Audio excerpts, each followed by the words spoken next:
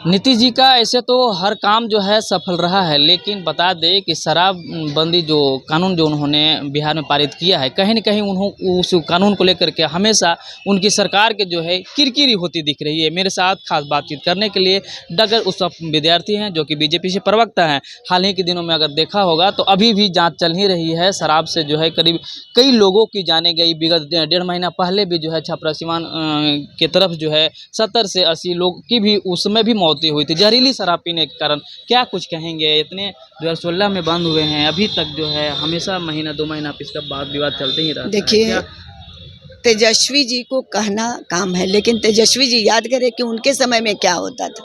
और नीतीश जी ने शराबबंदी करके जो शांति कायम किया पूरे बिहार में, ये भी लोगों को याद रखना चाहिए। तब तो कहीं कहीं गड़बड़ी जो लोग करते हैं उन पर कार्रवाई हो रही है।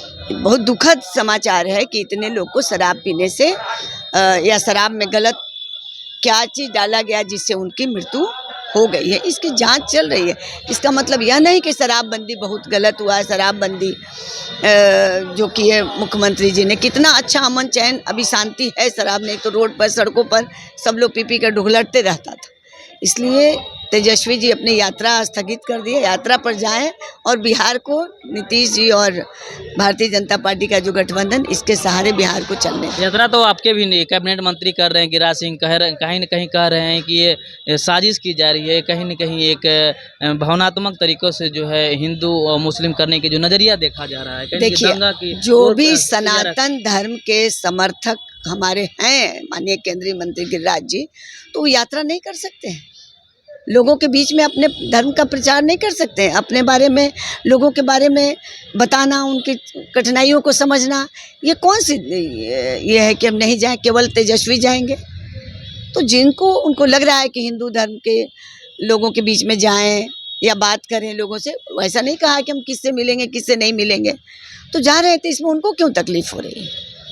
इसलिए तेजस्वी जी को बोलिए थोड़ा सीखें और बिहार की जनता के बारे में सोचें कि बिहार की जनता क्या चाहती है, बिहार का किसान क्या चाहता है, बिहार के नौजवान क्या चाहते हैं, बिहार की बहनों को क्या चाहती है, क्या दिया है वो अपने राजपाट में, क्या करने का वादा करके भी कुछ नहीं 17 किया महीने है। कार्यकाल का वो तो गिनती गिनाते हैं। 17 महीने को जो कार्यकाल रहे नीतीश अरे जी के साथ। 17 साल, जो 15 साल उनके पिताजी ने शासन किया, माता पिता दोनों मिलके, लालू जी और राबड़ी, तो की उसकी आई नहीं। 17 महीने में दूसरे के सहारे उप मुख्यमंत्री थे, क्या करेंगे वो सब हमारे मुख्यमंत्री जी का किया हुआ करे, मैं ही किया हूँ, मैं ही नौकरी दे दिया हूँ।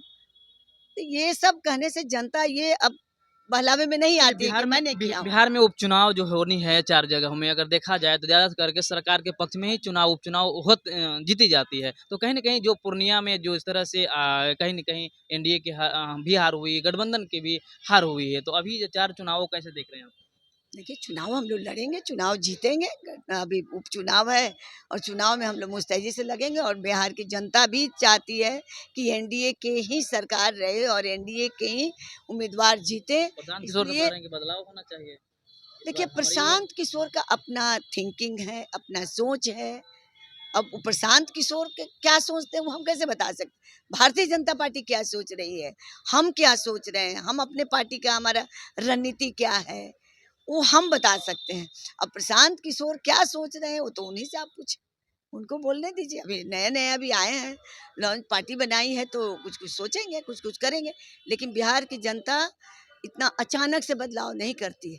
उसको विश्वास है नीतीश जी पर, विश्वास है भारतीय जनता पार्टी पर कि कुछ भी अगर किया है तो इन्होंने किया। और केंद्र में नरेंद्र मोदी जी ने किया। 75 वर्षों की आज़ादी के बाद वही एक परिवर्तन दिख रहा है कि युवाओं के लिए हो रहा है, महिलाओं के लिए काम कर रहे हैं, किसानों के लिए काम कर रहे हैं। और नए नए जितने सोचते थे वो सारे काम धरती पर अगर उतर रहे हैं तो हमारे नरेंद्र मोदी जी।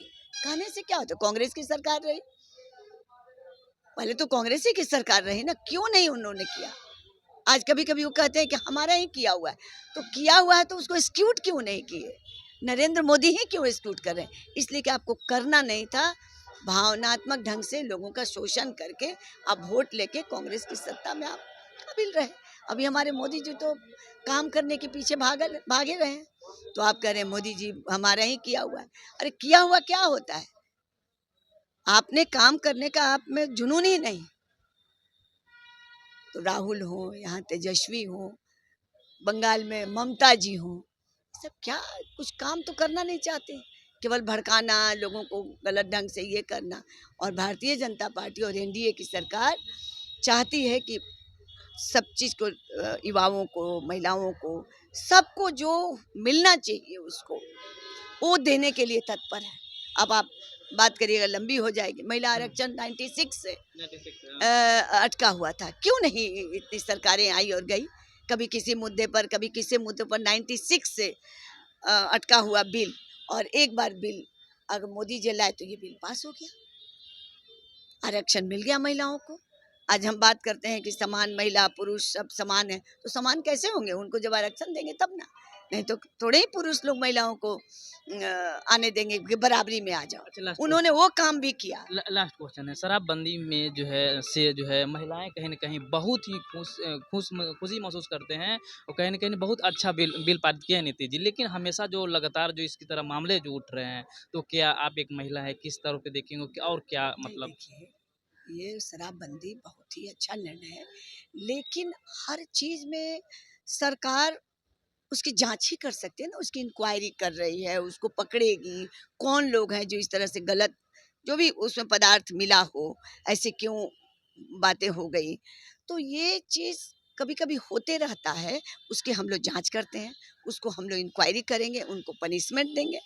लेकिन हम ये कहें कि शराबबंदी ही गलत हो गया, ये नहीं। आज शराबबंदी ठीक होने से महिलाएं अब ठीक करें, महिलाएं अमन चैन से घर में रह रही, नहीं तो आकर के पी के और मारपीट करते थे। तो ये धीरे धीरे ये सब भी ठीक हो जाएगा। तब तो बहुत ही दुखद है, जिसके लिए भाई परिवार का लोग चला गया, वो लोग पकड़े जाएंगे, उन लोग को पनिशमेंट मिलेगा, वो लोग जेल जाएंगे, यही चलिए, कह सकते हैं हम। बहुत बड़ा मुद्दा है, धीरे-धीरे सब ठीक हो जाएगा। ये बीजेपी के प्रवक्ता हैं उषा विद्यार्थी जी, इनका कहना है कि बिहार में जो एनडीए की जो सरकार चल रही है बहुत ही बेहतरीन है। मोदी जी का जो जिस तरह से सिस्टमैटिक ढंग से जो हमारे जो काम कर रहे हैं, किया जा रहा है हमारे थ्रू, वो कहीं न कहीं बहुत ही बेहतर है, और जनता को इस पर जो है कहीं न कहीं विश्वास करनी चाहिए। बहरहाल हम खबर जो है भाजपा कार्यालय से दिखा रहे थे। बहरहाल हम चाहेंगे कि एक कमेंट, एक राय आप ज़रूर लिख दीजिएगा। धन्यवाद।